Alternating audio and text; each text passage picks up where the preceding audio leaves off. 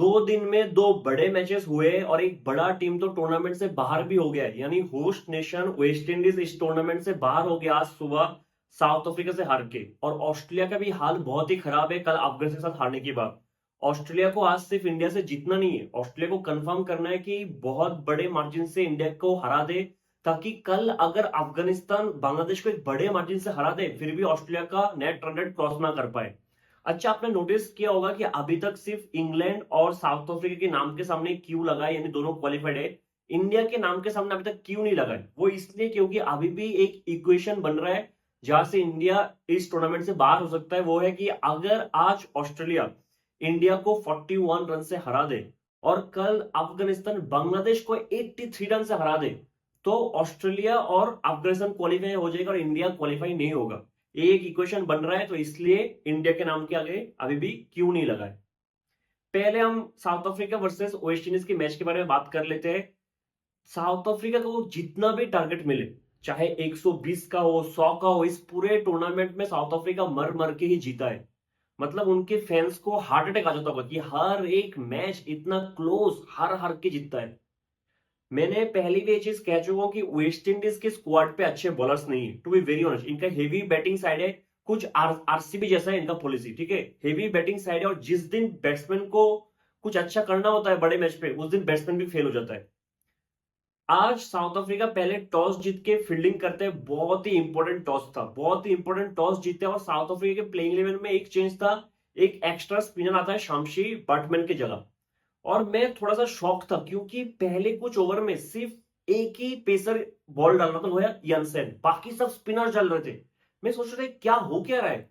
एक टाइम पे शायद पहले 12 ओवर पे साउथ अफ्रीका के स्पिनर्स ने 9 ओवर डाला था। पहले 12 ओवर पे 9 ओवर स्पिनर्स का था।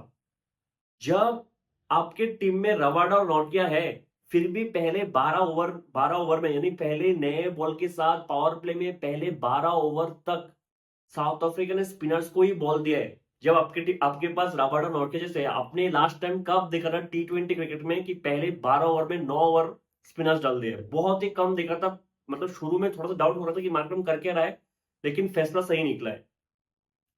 वेस्ट इंडीज ने ना प्लेइंग इलेवन में एक चेंज किया है, वो है काइली मेयर्स को टीम में लाया। मुझे समझ में नहीं आया कि चार्ल्स को बाहर करके काइली मेयर्स को क्यों लाया। अगर काइली मेयर्स चार्ल्स से बेटर प्लेयर है तो काइली मेयर को अपने स्क्वाड पे सिलेक्ट क्यों नहीं किया? अगर इतना अच्छा प्लेयर तो आपने सिलेक्ट क्यों नहीं किया है? काइली मेयर्स को 2 दिन पहले एज ए रिप्लेसमेंट आया है क्योंकि ब्रेंडन किंग इंजर्ड हो गया था। जो प्लेयर अभी आया है आपने उसको एक बड़े मैच पे डायरेक्ट खिला दिया है, एक सेटल्ड ओपनर को हटा के। मुझे समझ से बाहर है क्यों वेस्ट इंडीज ने किया है, रोहन पॉल ने क्या सोच के किया है। मतलब ब्लंडर था। शुरू में शाई होप और निकोलस पूरन आउट हो जाता है और इस टीम का जो मेन बैट्समैन वो निकोलस पूरन, वो आउट हो जाता है, फिर वेस्ट इंडीज फंस जाता है। निकोलस पूरन शुरू में आउट हो गया, शाई होप भी। उसके बाद मेयर्स और चर्ल्स के बीच पार्टनरशिप तो हुआ, लेकिन मेयर से बॉल हिट ही नहीं हो रहा था। मेयर 100 के स्ट्राइक रेट से 34 बॉल्स खेला है, 100 के स्ट्राइक रेट से। और जब चार्ल्स और मेयर्स सॉरी जब रॉस्टन चेज और मेयर्स दोनों ही आउट हो गया, फिर एक के बाद एक विकेट गिरने लगा था, एक के बाद एक विकेट। आप एक बात इधर नोटिस करो कि 17th ओवर तक रवाडा ने एक भी ओवर नहीं डाला था। 17th ओवर तक रवाडा, जो साउथ अफ्रीका का बेस्ट बॉलर है, उसने एक भी ओवर नहीं डाला था। 3 ओवर बाकी था, स्पिनर्स के हर एक ओवर खत्म हो गया था। साउथ अफ्रीका के स्पिनर्स ने शायद 12 ओवर पे 79 रन देके 5 विकेट लिया है। पूरा डोमिनेट किया साउथ अफ्रीका स्पिनर्स ने। तो मैं इसलिए खुश था क्योंकि 3 ओवर पेसर के बाकी था और पिच पे था रसल। मुझे लगा इन 3 ओवर्स में कम से कम रसल इतना तो मारेगा कि वेस्ट इंडीज का टोटल 150 तक पहुंच ही जाएगा, ठीक है। रबाडा का पहला ओवर होता है, अकील हुसैन स्ट्राइक पे था, शॉर्ट फाइनल की तरफ मारता है, शॉर्ट थर्ड की तरफ मारता है अकील हुसैन। हाथ में बॉल था, रसल का कॉल था रन के लिए और डायरेक्टेड रसल रन आउट। मुझे ये बात बिल्कुल भी समझ में नहीं आया, इमेच्योरिटी एट इट्स पीक। मैंने कभी एक्सपेक्ट नहीं किया था कि रसल ही करेगा। इस बॉल के बाद और भी 17 बॉल बाकी था इनिंग्स में। आपको ये समझना चाहिए कि जितने लंबे टाइम तक आप पिच पे रहोगे उतना ही ज्यादा रन वेस्ट इंडीज बनाएगा। और आपने अपना विकेट थ्रो किया है, वो भी रन आउट।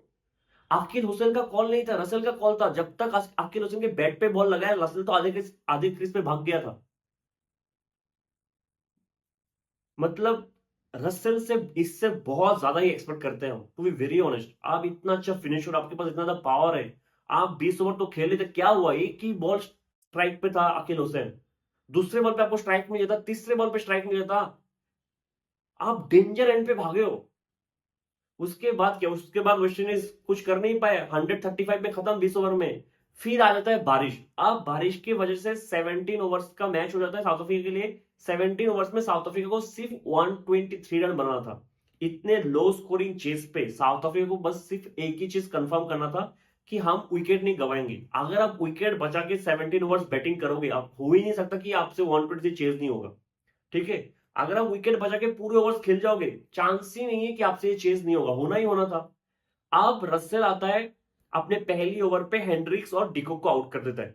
साउथ अफ्रीका, मैंने आपको पहले ही बताया था, पूरे टूर्नामेंट में मैंने हर एक वीडियो में साउथ अफ्रीका के बारे में एक ही चीज कहा है कि साउथ अफ्रीका चाहे जैसा भी हो, जैसा भी ओपोनेंट हो, ये लोग खेलेंगे इसी तरीके से, मर मर के जीतेंगे लोग, ठीक है। उसके बाद मार्करम भी एक बड़ा शॉट खेलते आउट होता है, फिर अल्जर जोसेफ का एक बेहतरीन बाउंसर था क्लासन को, और निकोलस पुरन ने भी काफी अच्छा कैच पकड़ा है और लग रहा था कि मैच अब फंस जाएगा। फिर रोस्टन चेजा के पहले डेविड मिलर को आउट कर देता है। फिर एक ही बैट्समैन बचा था स्टब्स, उसको भी 14th ओवर में, मतलब 13.1 ओवर में रोस्टन चेज आके कैच आउट कर देते हैं, और लग रहा था कि साउथ अफ्रीका फंस गया है। 13.1 ओवर के बाद साउथ अफ्रीका का स्कोर था 100 फॉर 6। कोई एक भी बैट्समैन बचा नहीं था। मुझे लग रहा था कि सच में कि साउथ अफ्रीका के लिए मैच खत्म है शायद। फिर 16th ओवर में आके रोस्टन चेस महाराज को भी आउट कर देता है। लास्ट ओवर में 5 रन चाहिए था, यानसन स्ट्राइक पे था, ओवेद मैक्यू आता है, स्लॉट पे बॉल डालता है, पहली बॉल पे छक्का, और साउथ अफ्रीका ये मैच जीत जाता है। साउथ अफ्रीका ये मैच जीत जाते, इसका मतलब साफ साफ ये है कि होस्ट टीम वेस्ट इंडीज इस टूर्नामेंट से बाहर हो गया है, जिनसे बहुत ज्यादा उम्मीद था, बहुत ज्यादा उम्मीद था। इस बार डिसअपॉइंट किया, खास करके बैटिंग में। आपका स्ट्रेंथ है बैटिंग, आपने बैटिंग अच्छा नहीं किया, that's very unfair to the fans, ठीक है। वही मतलब सेम, मुझे सेम ही लगा जो आरसीबी का भी एक होता ना स्ट्रेंथ की बैटिंग साइड हेवी कर लो, बॉलिंग थोड़ा वीक रखो और बैटिंग पे करो। जब बड़ा मैच आता है बैट्समैन को कुछ करना पड़ता है, फिर बैट्समैन वही पार स्कोर से 20-30 रन कम करके जाता है, फिर बॉलर्स क्या ही करेंगे। क्योंकि साउथ अफ्रीका है इसलिए इतना फंस गया था। ऊपर से देखो आप ना, एक चीज नोटिस करो कि हमेशा बोला जाता है कि नॉकआउट मैचेस पे बारिश हमेशा साउथ अफ्रीका की अगेंस्ट जाता है, कभी भी साउथ अफ्रीका के फेवर में नहीं रहता। आज बारिश साउथ अफ्रीका के फेवर में था, और मुझे इस पूरे वर्ल्ड कप में लग रहा है कि लक फैक्टर साउथ अफ्रीका के साथ चल रहा है। जैसे साउथ अफ्रीका नेपाल के साथ मैच जीता है, नेदरलैंड के साथ जीता है, थोड़ा सा लक फैक्टर साउथ अफ्रीका के साथ चल रहा है। आज बारिश हुआ सेकंड इनिंग्स पे, तो स्पिनर्स के बॉल इतना टर्न नहीं हो रहा था जितना फर्स्ट इनिंग्स में टर्न हो रहा था, क्योंकि बॉल बहुत ड्राई था फर्स्ट इनिंग्स पे। सेकंड इनिंग्स में बॉल आउटफील्ड इतना भीगा था, बार बार बॉल आउटफील्ड में जा रहा था, बॉल गीला होकर आ रहा था, तो ज्यादातर बॉल स्कीड हो रहा था, टर्न बहुत ही कम हो रहा था। लाख फैक्टर को दूर करके भी एडेन मार्करम ने आज के मैच में बेहतरीन कैप्टनसी किया है। मतलब शुरू में तो सबको डाउट था कि एडेन मार्करम कर क्या रहा है, नया बॉल के साथ स्पिनर दोनों एंड से, लेकिन सही निकला उनका फैसला, बेहतरीन कैप्टनसी किया है, और साउथ अफ्रीका डिजर्व करता है सेमीफाइनल जाने के लिए। अब ग्रुप ए में आते हैं, जहां पे कल अफगानिस्तान ने ऑस्ट्रेलिया को हरा के इतना बड़ा अपसेट कर दिया है, जिस चीज के बारे में वर्ल्ड कप से शुरू से बोल रहा हूं कि इस वर्ल्ड कप में सबसे ज्यादा अपसेट देखने को मिलेगा। जितने भी अपसेट आपने T20 वर्ल्ड कप हिस्ट्री में दिखा है, शायद एकोमुलेटिव सब मिला के इससे ज्यादा अपसेट हम इस वर्ल्ड कप में देखेंगे, और ये हो गया है। कितने सारे अपसेट इस बार देखने को मिले। अफगानिस्तान ये पहला मैच नहीं है जो किसी बड़े टीम को हरा है, अफगानिस्तान ने न्यूजीलैंड को भी हरा है ग्रुप स्टेज में। अब ना एक इक्वेशन ये भी है कि मैंने कह दिया था कि इंडिया कैसे बाहर हो सकता है, लेकिन अगर आज ऑस्ट्रेलिया सिर्फ 1 रन से जीतता है इंडिया के साथ, मान लो सिर्फ 1 रन से, तो अफगानिस्तान को, बांग्लादेश को 36 रन से हराना पड़ेगा, तब जाके अफगानिस्तान क्वालिफाई होगा। अगर ऑस्ट्रेलिया सिर्फ 1 रन से भी जीतता है आज, अफगानिस्तान को 36 रन से हराना पड़ेगा बांग्लादेश को, तब जाके अफगानिस्तान क्वालिफाई करेगा। तो सीधा सीधा ये बात है कि आज ऑस्ट्रेलिया को हरना ही पड़ेगा, तब जाके अफगानिस्तान क्वालिफाई करेगी। क्योंकि 36 रन का मार्जिन ऐसे पिचेस पे बहुत ज्यादा होता है, और चांसेस भी कम है, कर सकते हैं ऐसा नहीं कि कर नहीं सकते, लेकिन चांसेस कम है ऐसे पिचेस पे कि आप इतने बड़े मार्जिन से जीत जाओ। इसलिए मुझे लगता है कि इंडिया भी क्वालिफाई कर ही जाएगा, क्योंकि ऑस्ट्रेलिया इंडिया को 41 रन से हरा दे, फिर अफगानिस्तान बांग्लादेश को 83 रन से हरा दे, बहुत कम चांसेस है, हो सकते हैं, कुछ भी होते क्रिकेट में। चांसेस तो ये भी है कि दोनों मैचेस पे वेदर फोरकास्ट में दिख रहा है कि हेवी रेनफॉल है। अगर बारिश हो गया तो क्या होगा भगवान जाने। अगर दोनों ही मैच पे बारिश हो गया तो ऑस्ट्रेलिया रन रेट की बेस पे क्वालिफाई कर जाएगा। अगर आज के मैच पे बारिश हो जाता है और कल मैच हो जाता है, फिर तो अफगानिस्तान के चांसेस बहुत ज्यादा बढ़ जाएंगे। अब अफगानिस्तान वर्सेस ऑस्ट्रेलिया के मैच में हुआ क्या था एक्चुअली, पहले तो मिचेल मार्श ने टॉस जीत के फील्डिंग जो ना अच्छा टॉस था, लेकिन स्टार्क को ड्रॉप कर दिया। मुझे ये चीज बिल्कुल भी समझ में नहीं आई कि स्टार्क को क्यों ड्रॉप किया एस्टन अगर को खिलाने के लिए। और इस मैच को हराने में ना एस्टन अगर का 60% रोल रहा है। 2 इजी कैचेस छोड़ा है, बहुत सारे मिसफील्ड किए, कुछ विकेट भी नहीं लिया, ना बैटिंग की है। मतलब जिसको आपने खिलाया है स्टार्क को ड्रॉप करके, उसने आपको मैच हरा के गया है। बिल्कुल भी समझ में नहीं आया। आप मुझे आपको याद होगा, अगर आपने मेरा अफगानिस्तान वर्सेस इंडिया का रिव्यू देखा है मैच के बाद, तो आपको पता होगा कि मैंने एक कंप्लेन किया था रशीद खान से, कि रशीद खान ने जो उनके ओपनिंग पार्टनरशिप ओपनर्स थे, इब्राहिम जादरा और गुरबाज, उनको तोड़ दिया था इंडिया के साथ। मुझे समझ में नहीं आया क्यों। क्योंकि इससे पहले भी इस टूर्नामेंट में 2 मैच पे 100 रन का ओपनिंग पार्टनरशिप लगाया था गुरबाज और जदरान ने। फिर आपने इंडिया के साथ इतने बड़े मैच पे अपने ओपनिंग पार्टनरशिप को क्यों तोड़ा? मेरा एक सवाल लास्ट मैच में था, मुझे तो अब डाउट हो रहा है कि रशीद खान पे इंस्पेक्शन होना चाहिए कि इसने क्या सोच के ड्रॉप किया है। मुझे तो अब सच में डाउट हो रहा है, क्योंकि ऑस्ट्रेलिया के साथ फिर से जद्दान और गुरबाज आ गया था, इंडिया के साथ क्यों ड्रॉप किया है? इंडिया के साथ जब आपको पता है कि आपके टीम का बेस्ट बैट्समैन ये दोनों बैट्समैन है, और ऐसा नहीं है कि सिर्फ बेस्ट में, ओपनर्स को छोड़ के किसने रन बनाए अफगानिस्तान के लिए? किसी ने भी नहीं। हर एक मैच में ओपनर्स आउट, मैच खत्म। जहां पे ओपनर्स ने अच्छा किया, वहां पे वो लोग जीते। और ऐसा नहीं है कि ओपनर्स ने अच्छा किया फिर बाद में मिडिल ऑर्डर पे अच्छा किया। जहां पे ओपनर्स ने अच्छा किया उसके बाद भी जैसे ओपनर्स आउट, कोलैप्स। तो इंडिया के साथ इतने बड़े मैच पे आपने जाफ्तान और गुरबज को अलग क्यों किया? मतलब ये एक्सप्रेशन तो बनता ही बनता है। मुझे डाउट लास्ट मैच में था, डाउट इस मैच पे भी है। कौन सा कैप्टन करता है मेरे भाई? कौन सा कैप्टन करता है बड़े मैच पे? आप छोटे टीम के साथ नहीं खेल रहे थे। कल जफरान और गुरबज फिर से ओपनिंग करने आए हैं, और मैं शॉक था कि अरे एक मैच के लिए तूने क्यों किया, फिर इंडिया के साथ ही क्यों? मुझे ये प्रॉब्लम नहीं है कि अफगानिस्तान हार गया है, मुझे इस बात से आप जीतो, लेकिन आप जब आपके पास रिसोर्सेस है, मतलब कौन बच्चा भी नहीं करेगा यार? बच्चा भी ए वाला ओपनिंग पार्टनर शायद इस वर्ल्ड कप के बेस्ट ओपनर्स है दोनों, जफरान और गुरबाज। 3 बार 100 रन का पार्टनरशिप किया है दोनों ने इस टूर्नामेंट में। इंडिया के साथ तोड़ना मतलब मेरे समझ के तो बाहर है। To be very honest, I am very upset Rashid. मतलब आप बेस्ट क्रिकेट तो खेलो, आप खेलने आए हो। अगर आप मतलब आपका चांस बन सकता था इंडिया का जीतने का भी, मैं ये कह रहा हूँ सीधा सीधा। एज ए इंडियन फैन नहीं, मैं एज ए क्रिकेट फैन कह रहा हूँ, आप क्यों करोगे ऐसा? बेसिक मतलब बहुत ज्यादा ब्लंडर था। मुझे डाउट है कि ब्लंडर तक जानबूझ कर ऐसा किया है, टू बी वेरी ऑनेस्ट। आप जदरन और गुरबज ओपनिंग करने आते हैं, 15 ओवर तक कोई विकेट ही नहीं गिरता अफगानिस्तान का। 118 रन का ओपनिंग पार्टनरशिप होता है ऑस्ट्रेलिया के खिलाफ। जैसे ही ओपनिंग पार्टनरशिप गया, मैच खत्म। 20 ओवर में अफगानिस्तान सिर्फ 148 बनाता है। 118 से 148, 30 रन ही बनाता है इसके बाद, ओपनर्स आउट होने के बाद। आप ऑस्ट्रेलिया का टारगेट था 149। नवीन उलहक अपने पहले ओवर पे ट्रेविस हेड को बोल्ड कर देता है, अपने दूसरे ओवर पे मिचेल मार्श को आउट कर देता है। मैं बहुत साल बाद देख रहा हूं कि ऑस्ट्रेलिया में एक ऐसा कैप्टन आया है जो वर्ल्ड कप में परफॉर्म नहीं कर रहा है। शायद एरन फिंच भी था 2021 में, लेकिन समझ में नहीं आया कि मिचेल मार्श परफॉर्म ही नहीं कर रहा है। उसके बाद तो विकेट गिरता ही गया, गिरता ही गया, नॉन स्टॉप विकेट गिरता गया। मुझे लग रहा था कि जो वानखेड़े में हुआ था 6-7 महीने पहले, वो फिर से रिपीट हो जाएगा, क्योंकि मैक्सवेल खड़ा था और बड़े बड़े शॉट लगा। जो मैक्सवेल पूरे आईपीएल में उससे बैटिंग नहीं हुआ, पूरे टूर्नामेंट में बैटिंग नहीं हुआ, फिर से अफगानिस्तान के खिलाफ अकेले मार रहा था।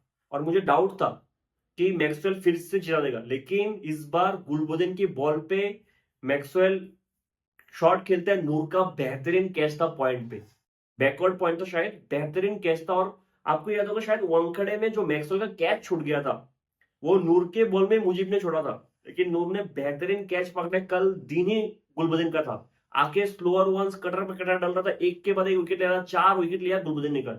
गुलबदीन जो इनका शायद 8th बॉलिंग ऑप्शन था, 8th, 1 2 3 4 5 6 7 8, 8th बॉलिंग ऑप्शन था गुलबदीन, उसने 4 विकेट लिया है। ऑस्ट्रेलिया को बस क्या विकेट बचा के 20 ओवर खेलना था, ऑल अफगानिस्तान को ऑल आउट करना, ऑल आउट कर दिया अफगानिस्तान, और ये मैच जीत गए। बहुत बड़ा अपसेट था इस वर्ल्ड कप में, शायद सबसे बड़ा अपसेट। अब ऑस्ट्रेलिया सच में फंस गया है, क्योंकि इंडिया देखने में तो ऑस्ट्रेलिया से बेटर टीम लग रही है इस टूर्नामेंट में, खास करके बॉलिंग। बैटिंग अगर मैं देखूं, दोनों टीम कंपेयर करूं, तो बैटिंग ऑलमोस्ट सेम है। इंडिया के भी थोड़ा वीकनेस है, ओपनर्स विकेट थ्रो कर रहे हैं। ऑस्ट्रेलिया के ओपनर्स कुछ कुछ मैच में बहुत अच्छा किया है, ट्रेविस और इसने डेविड वार्नर ने। मिचेल मार्श का बैट नहीं चल रहा है, लास्ट में टीम डेविड का भी ज्यादा कुछ चल नहीं रहा है, मार्कस स्टोइनिस बीच में अच्छा कर रहा है, मैथ्यू वेड कुछ नहीं कर रहा। मैं चाहता हूं कि आज ऑस्ट्रेलिया मैथ्यू वेड को ड्रॉप करके जॉश इंग्लिश को खिलाए। जॉश इंग्लिश को खिलाए, इंडिया के खिलाफ एक सेंचुरी भी मारा T20 में। यार मैथ्यू वेड कुछ कर ही नहीं रहा है यार, कुछ कर ही नहीं रहा है। मैं मानता हूं कि ऑस्ट्रेलिया शायद बैक कर लेंगे मैथ्यू वेड को, क्योंकि ये लोग हमेशा बैक करते प्लेयर्स को, लेकिन मेरे अगर मैं कैप्टन हूं तो मैं तो जॉश इंग्लिश को खिला देता आज कि जीतना ही आपको match. Team bowling unit definitely India का बहुत ज्यादा बेटर है ऑस्ट्रेलिया से, बहुत ज्यादा बेटर है। पता नहीं कुलदीप को कैसे खेलेंगे लोग। और बुमराह को तो मेरे को पता नहीं, बुमराह तो रन भी नहीं देता, विकेट भी लेता रहता है। मतलब कुछ भी मैच हो, कैसा भी मैच हो, ऐसा लगता है कि बुमराह आएगा सब सही कर देगा। डेफिनेटली इंडिया बेटर साइड है, लेकिन कुछ कह नहीं सकते। हम वर्ल्ड कप में भी ऐसे बेटर साइड ही गए थे फाइनल में, है ना। जो शामी का फॉर्म चल रहा था, लग रहा था कि शामी को कोई मार ही नहीं पाएगा। फिर मैं तो ऑस्ट्रेलिया को कभी भी अंडर एस्टिमेट नहीं करता हूँ, कभी भी अंडर एस्टिमेट नहीं करता हूँ। बेहतरीन टीम है, कुछ भी कर सकते हैं, स्पेशली बड़े दिन में जब उनको पता होता है कि आज नॉकआउट है, लोग कुछ भी कर सकते हैं। मैं हाइप नहीं कर रहा हूँ, लेकिन ऑस्ट्रेलिया है ही, मतलब कितने बार किया है इन्होंने। ठीक है, इंडिया पे कुछ प्रेशर नहीं होना चाहिए, क्योंकि मुझे लगता है कि इंडिया अगर वो 41 का मार्जिन, मुझे लगता है बहुत कम चांसेस कि 41 के रन से हार जाए। इंडिया हार भी जाए तो प्रॉब्लम नहीं है, जीत मतलब क्वालीफाई तो कर ही जाएंगे। तो इंडिया पे प्रेशर नहीं, इंडिया पे बस एक ही चीज है कि फ्रीडम से खेलो, फाड़ दो इनको। क्योंकि अब इंडिया के पास इतना बड़ा मौका है कि ऑस्ट्रेलिया को इस टूर्नामेंट से बाहर करने का। एक सबसे बड़ा कॉम्पिटिटर जो है इंडिया का, वो है ऑस्ट्रेलिया। अगर इंडिया को बाहर कर दे ऑस्ट्रेलिया को, मतलब इससे बेटर अपॉर्चुनिटी इंडिया को कभी नहीं मिल सकता। आज मौका है, कर दो। मिलते हैं अगले वीडियो में, तब तक के लिए जय हिंद।